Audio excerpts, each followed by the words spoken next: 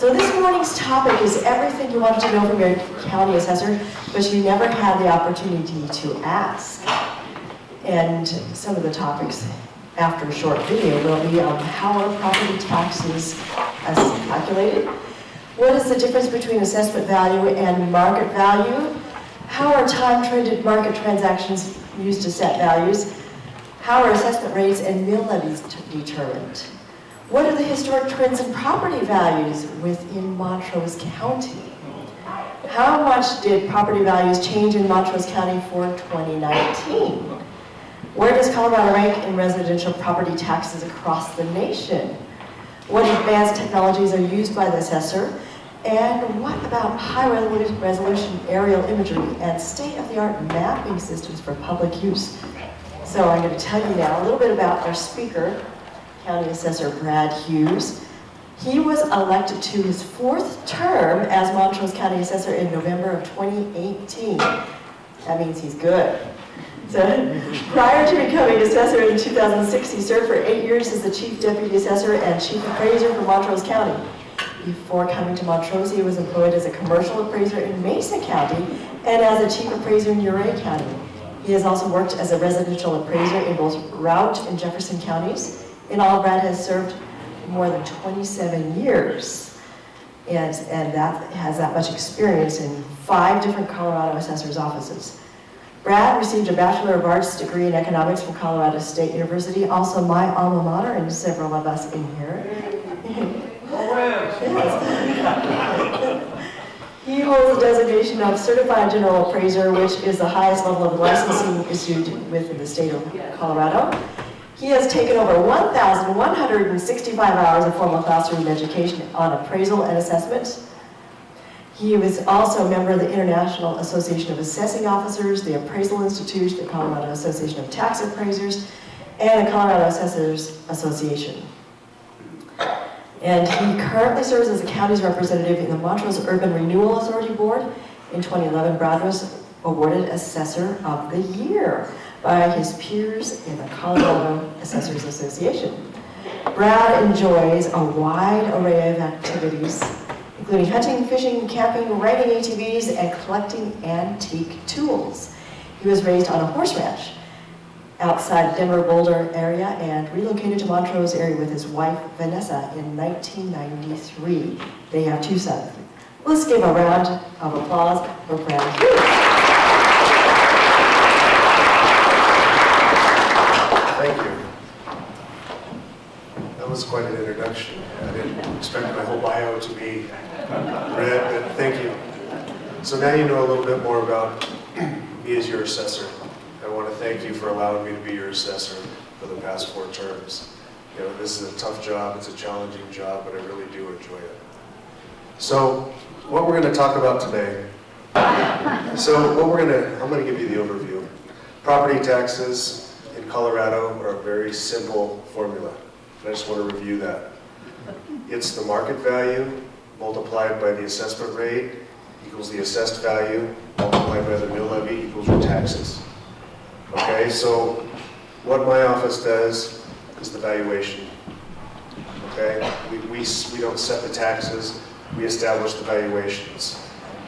The treasurer's office, they're the ones that collect the taxes. Okay, our treasurer Rosemary, wonderful treasurer, she actually collects those taxes. It's the taxing entities that set their mill levies to establish the funding for their budgets that actually set the tax rates. The county, the school districts, fire districts, library, all the other taxing entities. So what we're going to talk about today is the valuation side, the assessor side of property taxes.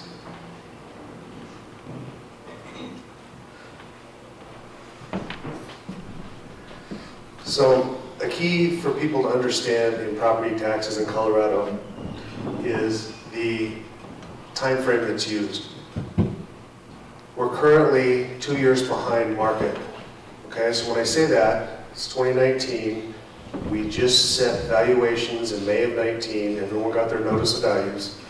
We use sales data from January 1 of 17 through June 30th of 18. So that 18-month window is what we actually use sales data within. Now that's kind of important because it was an appreciating market during that 18-month window, right? And so you can't just say, well, you know, we're going to look at all those sales. They have to be time trended upward to a pinpoint level of value. June 30th, 2018 is the level of value that we set for all those properties, so last June. So our valuations are almost a year old now. So this is kind of, I think, a better illustration of what assessors do compared to what the market does, right? We're always 2 years behind.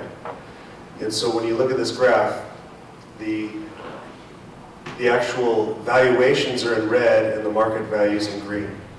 And so we follow the market. But like right here, for example, this is the best example I can see. You know, when the valuation hit their peak in like 2008, we didn't hit our peak in assessed valuations until 2010. And that caused a real problem in my office, right? Because market values were going down and we were raising people's values. And so we had over 1,000 appeals that year.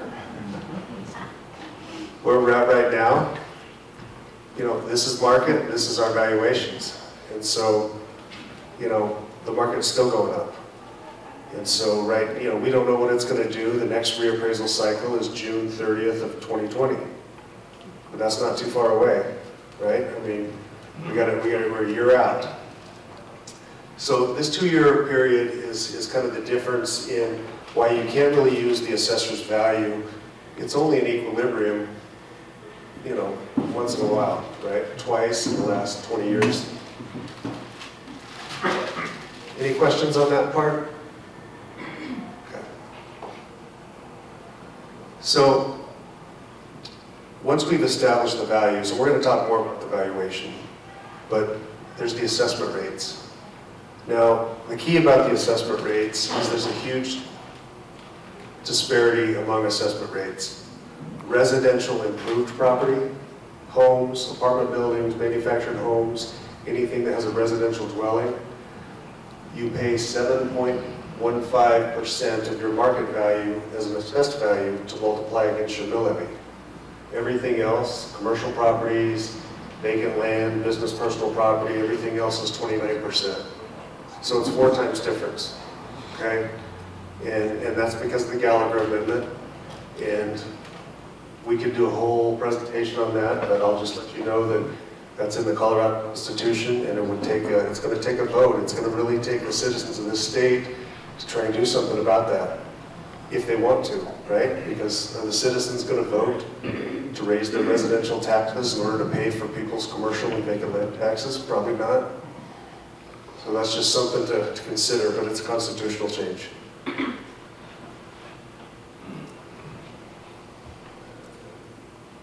So the last component of your taxes is the mill levies. Now, you know, we're a pretty small county, but we do have 37 property tax jurisdictions in our county.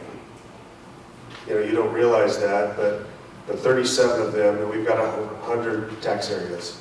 So what a tax area is, you know, geographically where you live in the county is a pinpoint. And all these districts overlay your property, right? The boundaries are within your, overlay your particular property. So everyone's in the county, everyone's in a school district, most people are in the library district, but then when you get these smaller water districts and fire districts, you know, it depends on where you're at, who you pay. So the mill levies in Montrose County, you know, they range about probably 60 to 80 mills. What that means is that you pay $60 to $80 for every $1,000 of assessed value. Yeah.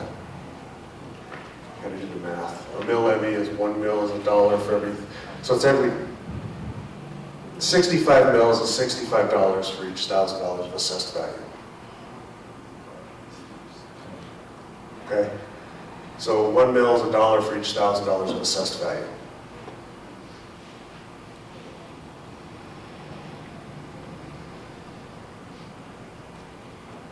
So this is what's happening, or what's happening in Montrose County since 2006.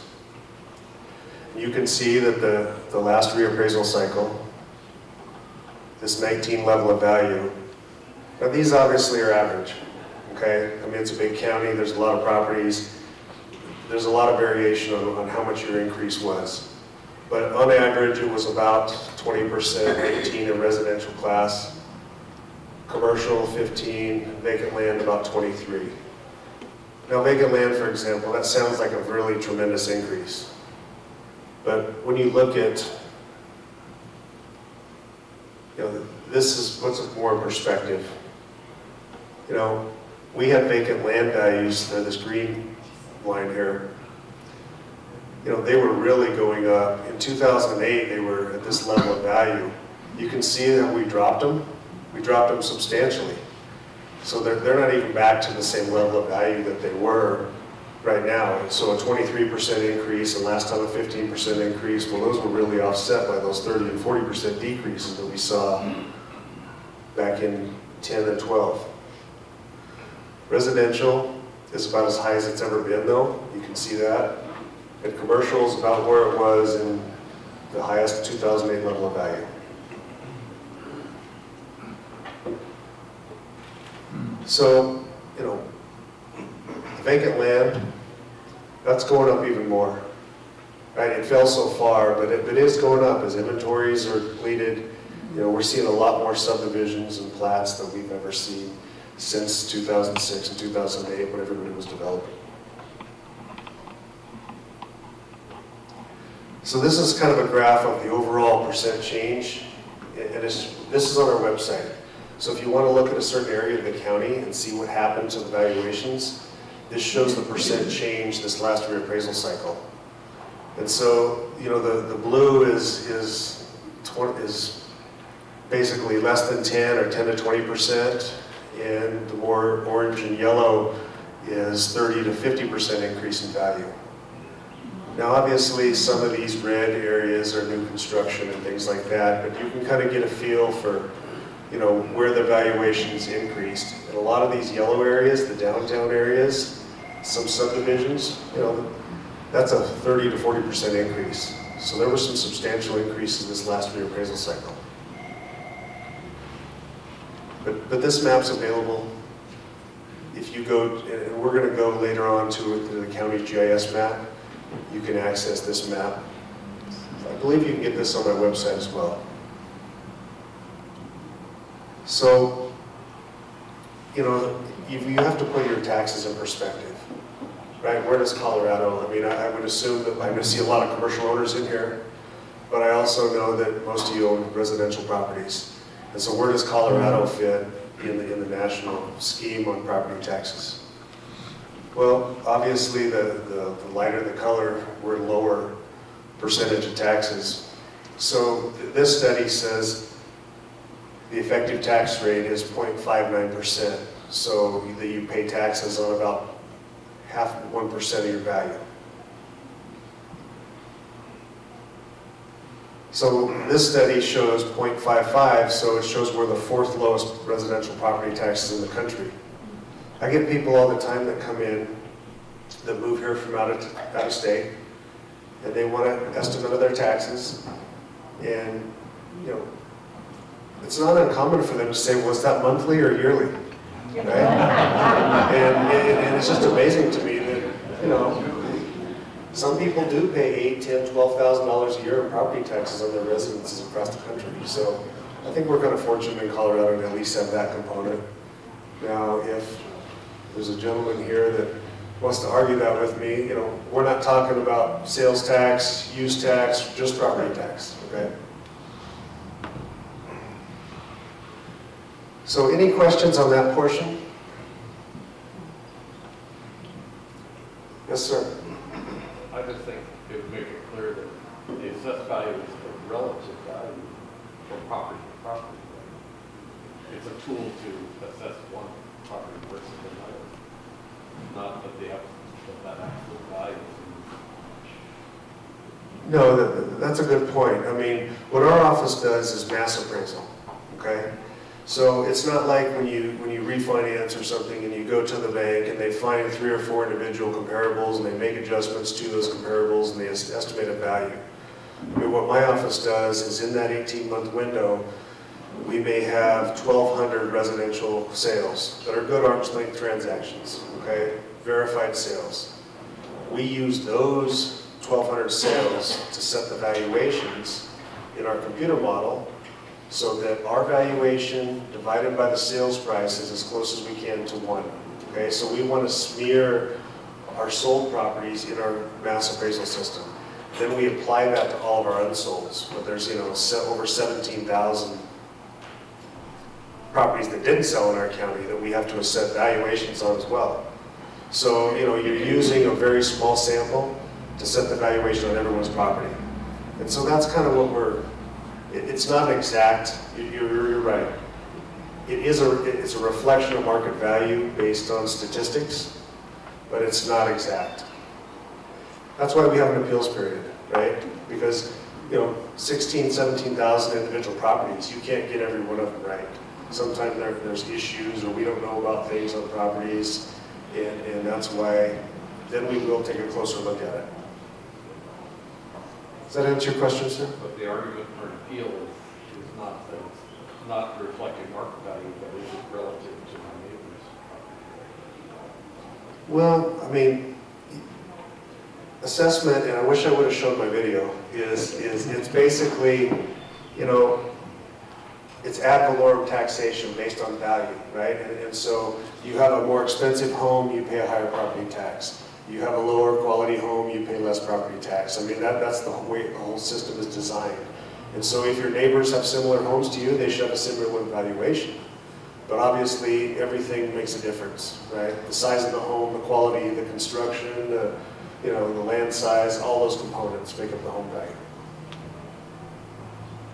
Well, Yes. then, when would be a good time, or how would you know if you should ask for a reassessment?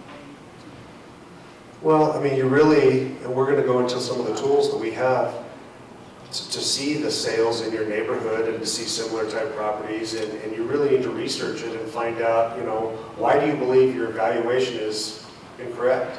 You have to have a foundation for that, That's what right? I'm asking, what are some good foundations? If it's a different issue, Right. that's okay. No, I'm going to show you some of those. But the one thing that we didn't touch that I think we need to is, and this is kind of important, and I must have skipped right over it.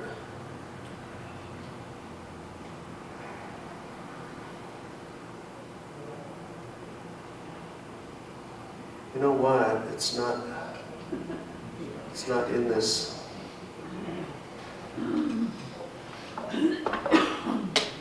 I had another slide on time trend presentations. So the time trending is very important, okay? Because we get, and the reason I say that is most of the appeals that came through, people put comparables on their notice, but they put 2017 comparables, and they didn't consider the time factor, right? And so if the market appreciation was, let's just use an easy number, it was 1% a month, which was close to that, right? It was like 0.86%.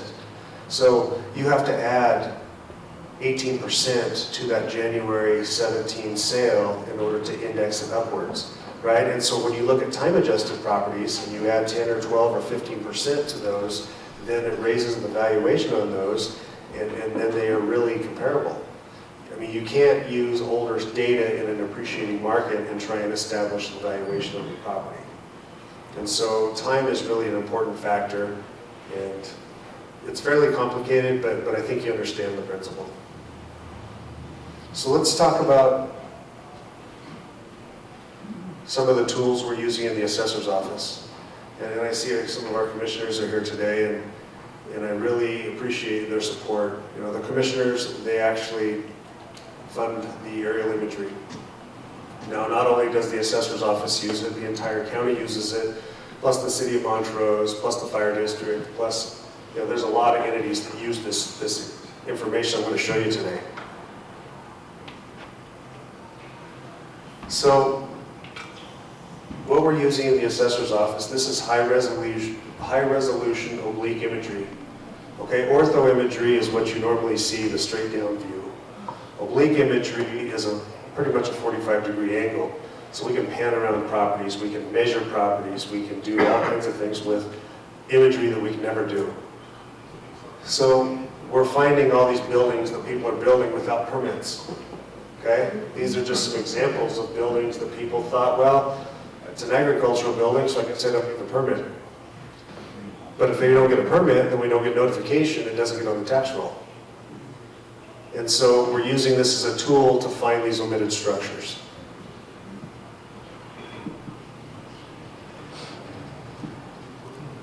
And it's not just big buildings, it's all kinds of things. Decks, swimming pools, patios, carports, all kinds of properties. The other thing we're using it for, you know, a lot of times there's locked gates. People build stuff behind locked gates. They don't want us on their property. They, you know, for whatever reason. At least now we have a tool to go out, look at the property, estimate qualities, estimate sizes from that. And so we're using that as well. So, you know, I've got a really small staff, right? I mean, I've got basically 4 administrative people and 4 appraisers. And you just heard that we have 27,000 properties to value. So, you know, you have to have these tools in order to do your job. And so just in our course of business, we found about 1,300 omitted structures and different things. About 143,000 in taxes a year, but cumulative, it's up to $500,000. And so the reason I say that is it's really not fair that people are out there building things, not getting permits, and then not getting it on the tax roll because everyone else is paying their share of it, right? And so this is just a way for us to make sure that if you build these improvements to your property, that, you know, you're paying your fair share.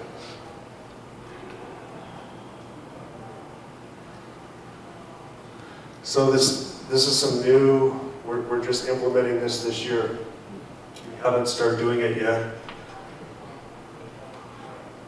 This company, they basically take a footprint of all the structures in Montrose County based on the 14 imagery.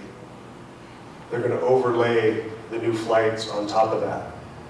And so that way it'll give us a report to look at the 200 or 300 properties that we don't have on the records, right? And so it's going to be a way that instead of my guys having to go scour through, you know, thousands of square miles of property, that we get lists back of stuff that people have built without permits.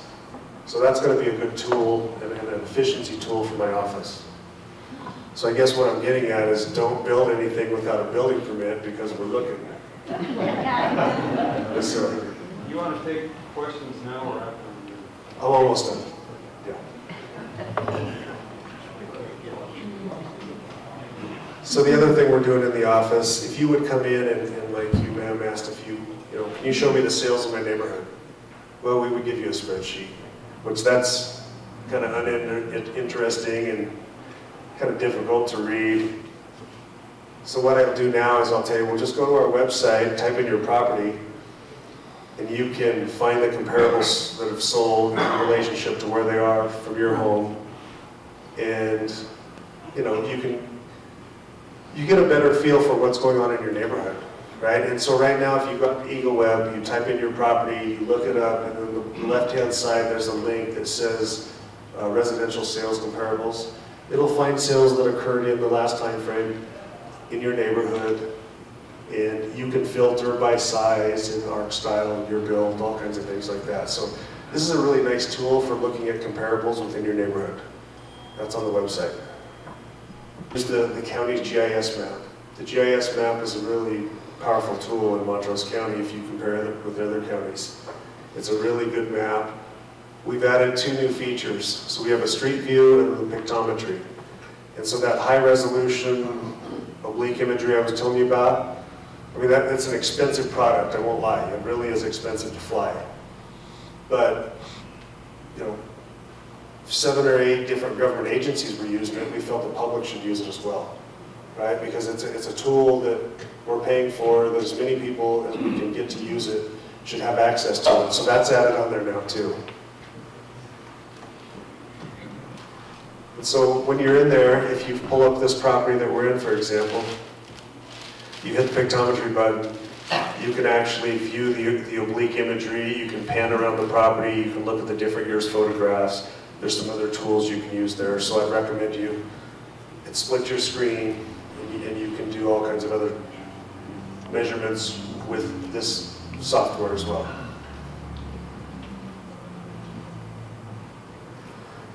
So you can also use the street view, which is kind of nice. Most of Montrose County has a street view now. So it just gives you a different perspective of the property you're looking at.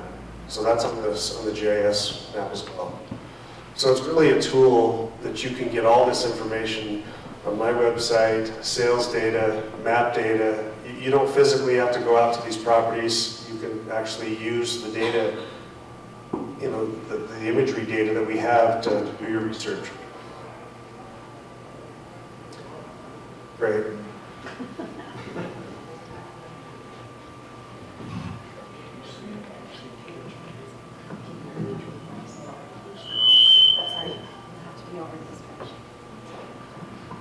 Okay, let's go ahead and take some questions.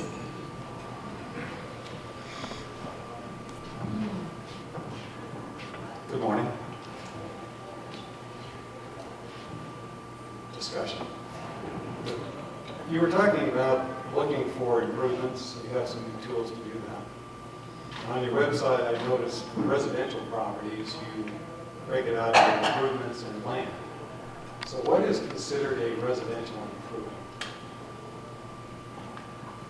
Residential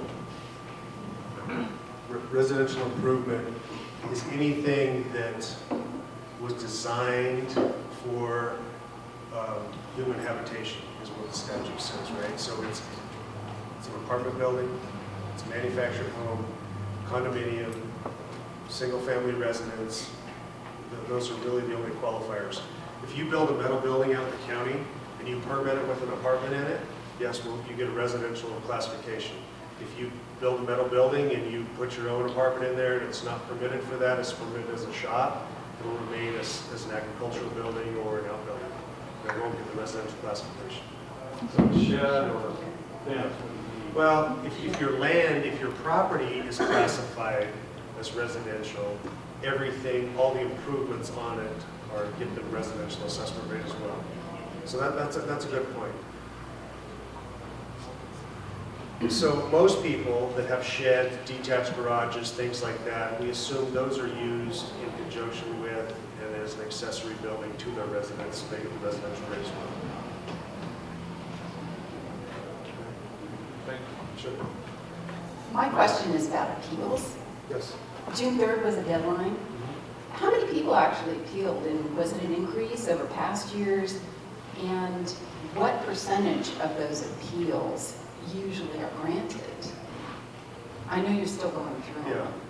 No, there were 340 appeals this year, which that's a pretty light year, actually, for a reappraisal year. Normally, it's, like I said, back in, I think the most we've ever had is 1,100 per year. And normally, it's anywhere between 200 and 500. So, but I was expecting a little more this year based on the number, the amount of increase. And how many get adjusted? You know, I would say maybe 15%, 20%. You know, a lot of people just don't understand, you know, if you write on your notice, tax is too high, no information, or, you know, I mean, there's a lot of that where people just, you know, no improvements made to property. You know, there's a lot of that. People just uneducated. That's why it's good to talk to groups like this so that people are educated. I mean, there are a few people that do the research because you have to do the research, right? I mean, you've got to make a presentation that your property is overvalued and you have the support as to why, right? Because my appraisers have went through those neighborhoods and statistically found the best valuations for those properties. And so it's pretty rare. I mean, 15% is probably average. Yes. It seems that, I believe that our evaluation, we had a question back here. Okay, good. Okay. Yeah, the state low rate compared to other states, is that a result of paper? boy. That's a result of the Gallagher Amendment, right? And so the Gallagher Amendment, originally in 1982, which I was in junior high, so you can't blame me. The voters in the state, they voted to make the non-residential rate fixed at 29%. At the time, the residential rate was closer to 28, 21%, right in there. But unfortunately, over time, no one saw that as the residential market across the state, the valuations increased, that they had to keep lowering that residential assessment rate to keep the 45-55 split, right? They determined that 45% of the overall tax burden would be paid by residential owners. And so as that valuation outpaced non-residential properties, they had to keep lowering that assessment rate in order to keep that balance. So that's why there's the low residential property tax rates. Now, if you remember this last legislative cycle, there was a task force that was set up to check on Gallagher and see what they could do.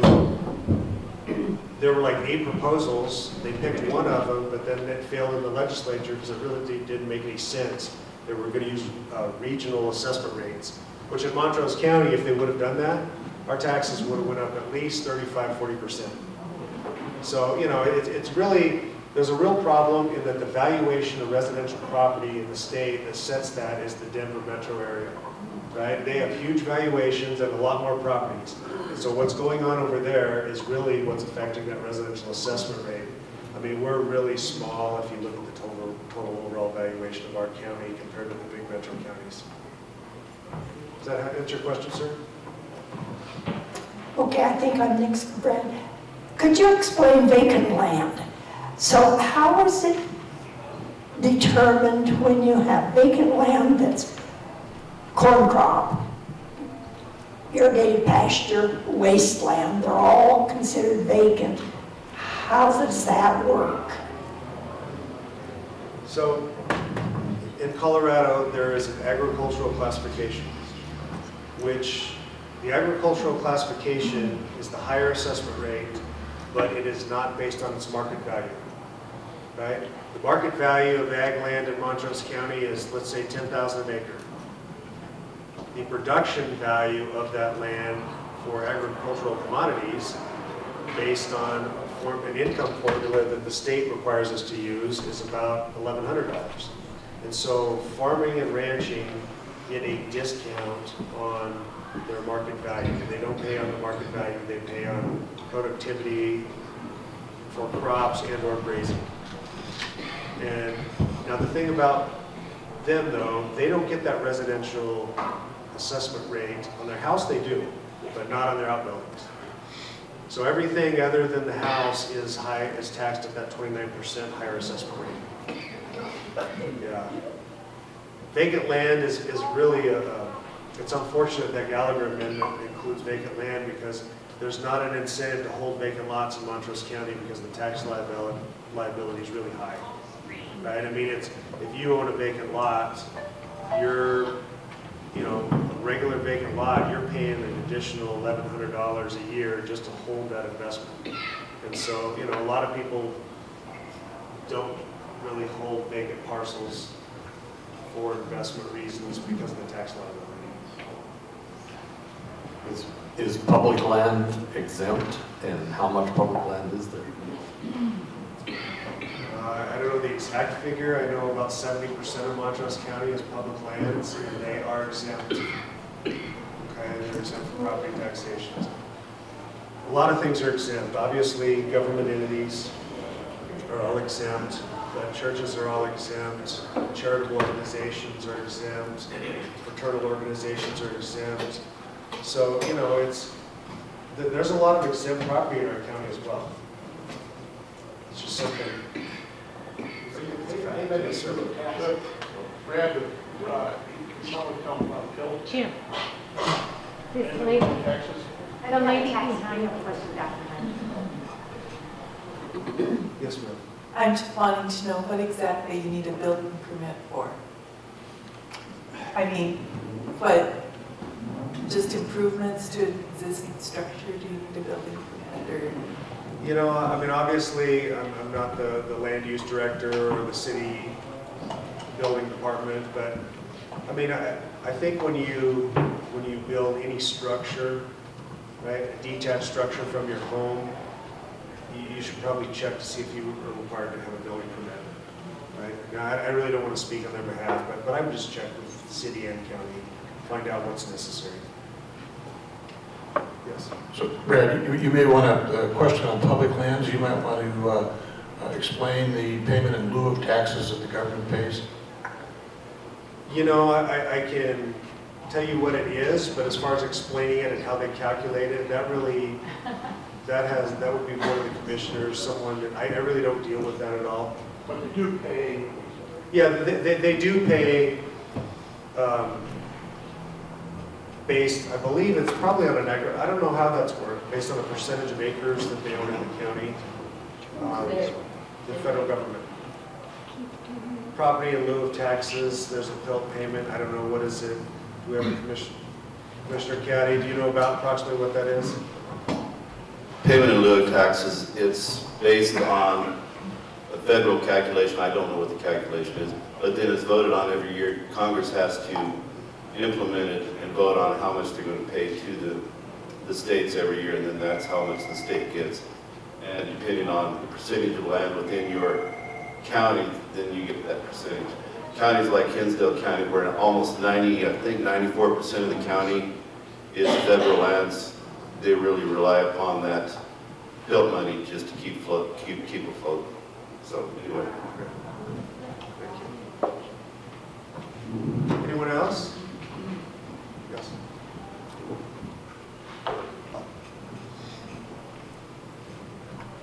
Do you know anything about senior citizens tax relief?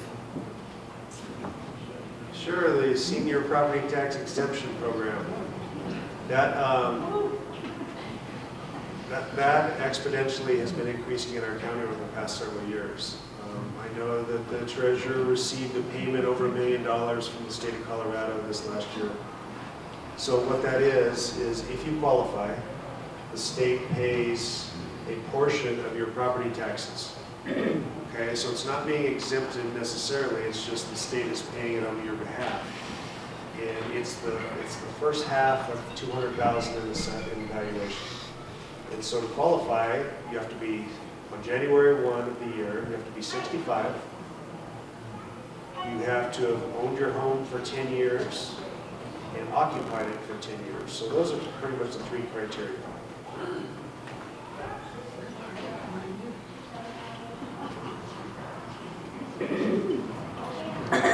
My house was built with a gravel driveway.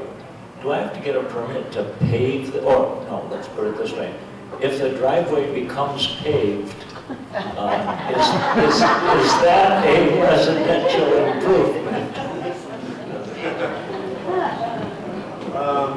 No, we do, commercial properties, we do count concrete and asphalt. Residential properties, we do not, that's not a, now if you do, let's say you pour an RV pad or something like that, that might go on as an improvement to your property, but as far as drives, lanes, things like that, whether it's gravel, dirt, paved, we don't, it's the overall quality of your home, right? A guy like you, Jim, that lives in a big house on Spring Creek probably has a high valuation already.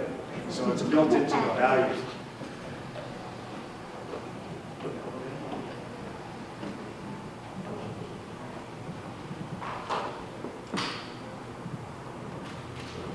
Thank you. Maybe you can help me frame this question better. I'm not sure. It seems to me we had an election and there was a amendment or proposition in there about us deeding the Gallagher amendment portion to the fire department or to the fire district or whatever.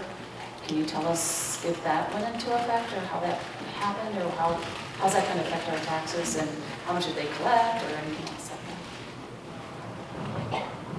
Well, I mean, that would be something for I can give you some general information, okay? So when that went to the voters, the projection for the residential assessment rate was 6.11%. It actually was a misprojection by the state, and it's 7.15 is what got voted in this year, signed by the governor. And so, based on that, I'm assuming that they will need to collect less revenue from you based on what they anticipated in their language, their ballot language information, because the assessment rate didn't go down as low as they thought, because they didn't lose as much assessed valuation as they thought. Plus, you got to remember, they had a big residential, not just residential, but overall increase in their assessed value total, right? Because when everybody's property in here went up a minimum of 10 to 30%, that means that the tax base itself, the assessed valuations that my office gives these taxing entities, went up similar, right? And so when they set their budgets this year, are they going to be able to use the same levy as last year? Well, if they do, they're going to get a 15, 20% increase in their revenue. And with Tabor, you know, some can and some can't. So, that answer your question? It's complicated. It is. It is. I'm just wondering if we're going to get another firehouse here because of us, you know, I say us, you know, the voters decided to, you know, give that money up so that we could have more of the fire district. I can't answer that for them. So. Yeah. No one? From this side of the room over here? I have a comment, not a question. I've had my tax man for many years, and he lived in California. Every year he tells me Colorado has such a friendly taxes on property. He now lives in South Dakota. I don't hear that a lot.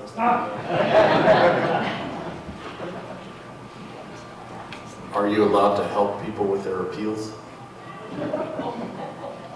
When you say help, I mean, yeah, we obviously will tell you what you need to do and how you need to go about it and what you need to do to be successful. So, I mean, there's no, I mean, our goal is not, I mean, my office, for example, we don't get more revenue or anything if the taxes are higher. I mean, what we do is we try to set the valuations as fair as we can, as equitable as possible. And it, you know, it doesn't affect anything that way. I don't care how much revenue, I mean, I'm looking at the valuation side of it. And the reason I am is because there's another thing on our website. All assessors are audited on their valuations.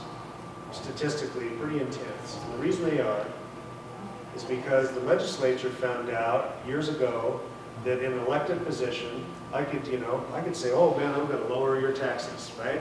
And I lower everybody's taxes. Well, what happens then? Well, the districts are pretty upset, right? Because the assessors artificially lowered the valuations. But the state has to backfill the school funding, right? And they don't want that. They want market value so that local people are paying their fair share of their portion of the state tax. So, you know, we have to treat everyone the same. We have to be fair to everyone. And so we're more than happy to help you out. Or explain to you why we've set the value that we have. Okay? Well, to Bob's comment about it being more comfortable than other states, that's for residential.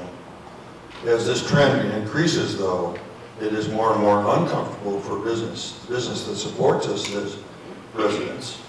And if we let this continue the spread to continue to grow, we're going to see less business and more expensive business in our communities. And so it is a real issue. And I think as we all are homeowners here, we're thankful for it being low, but we're going to pay the price down the road. Here. Yeah, so where does Colorado fall commercially and non-residential? They're about right in the middle of the country. Right? 23rd to 26th, highest or lowest, whatever you want to say. So they're right in the middle. So they're about average, Bob, but you're right.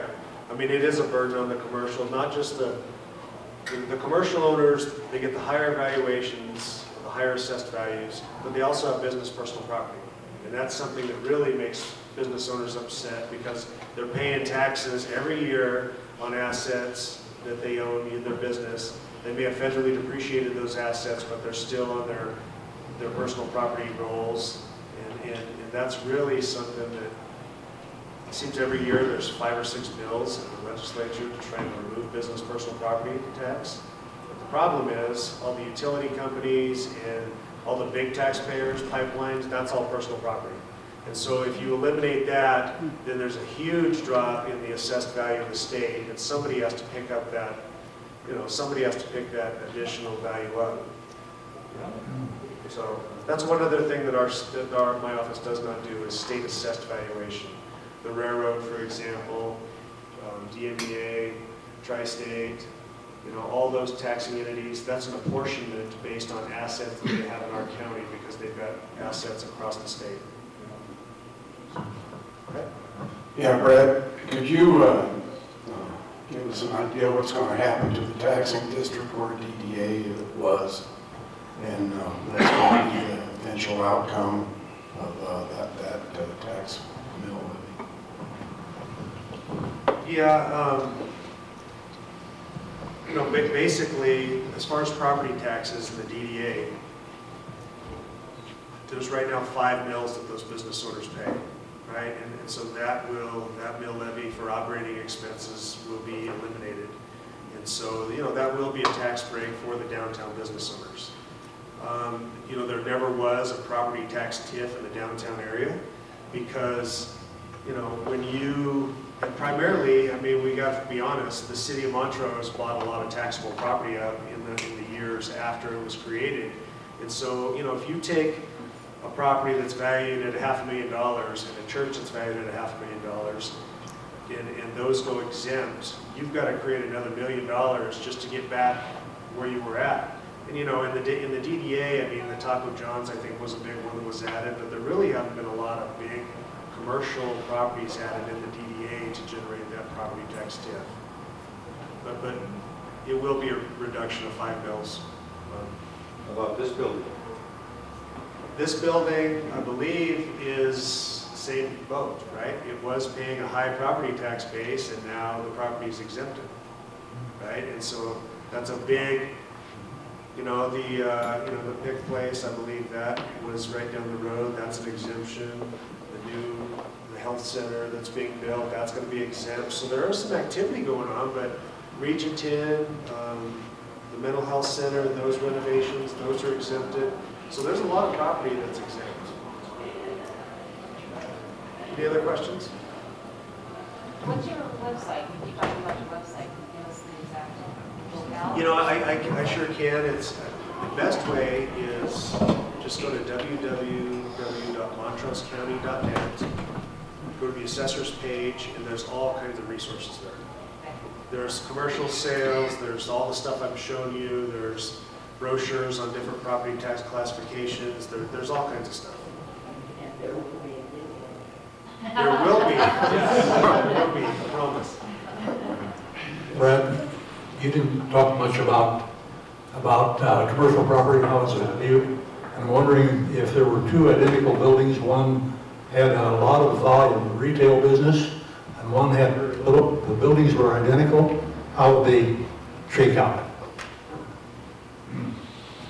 Well, obviously, location is a factor, right? If you have a property, a commercial property, let's say a retail property on South Townsend versus one in maybe Olathe, and they're identical buildings, well, there is going to be a difference in value because primarily the land valuations are tremendously higher on South Townsend. There's also, there may be some economic obsolescence for a newer building in the West End or somewhere that has non-visibility. When that Big John's convenience store, it's a convenience store that was inconvenient, right? There was definitely, the reason that Maverick paid what they did for that corner on the bypass, and they paid a premium for that, I think $14 a foot or something like that, maybe $16 a square foot. was because they want that location, that traffic, that visibility. And so that's where our office, that's a fine line. Are we really going to set everybody's value on North Townsend based on that one transaction? Probably not, right? Because is that someone wanting to pay a premium for a property for a certain reason, or is that really the market value of all those properties along there? So that's the tough part of my job, right? Is defining that location and how that really affected the sale. Market rent factors in though too, doesn't it?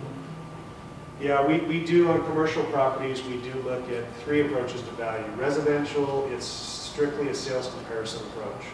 Commercial properties, we look at replacement cost and income analysis based on rents, expenses, and capitalization, and markets. We look at 3 different approaches on income properties.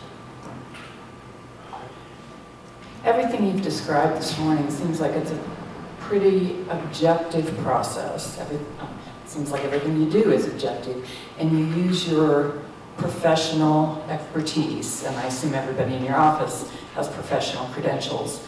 So why is your position a partisan elected position? You know, I kind of, when I first was running for assessor, I mean, that's the hard part of the job that it really is. It is the election. Even though I've ran unopposed, it still is, that's the difficult part. But I didn't really know why at first, but I think I do after being in this job for several years. You have accountability to the people when you're elected, right? I mean, you really do. I'm spending your money when I'm buying this software and doing these programs. This is taxpayer money that's being spent. And so, if I'm a department head and I just get a budget and I do what I want to do and I have insulation from the public, that's different. So I would hope that whoever would vote for the most qualified person, right? Because the Metro counties lost a ton of really good experienced assessors to people that did not know what they were doing, had no clue because of partisanship. And that was really unfortunate for those taxpayers, right? Because I think it's more important to have somebody in the job that knows what they're doing than what their philosophies are. That's a good question. I mean, I've kind of always wondered that. But I do, there's accountability. I'm accountable to everyone here. Honesty, taking care of my office, doing the best job I can do. In order to be careful of everybody's time, we're going to have to end it right here. But Brad, will you be available for questions afterwards? Sure. Okay, so maybe you can come up and ask him questions Also, afterwards. my office is always open for questions, so just get a hold of me if you don't feel comfortable talking to him.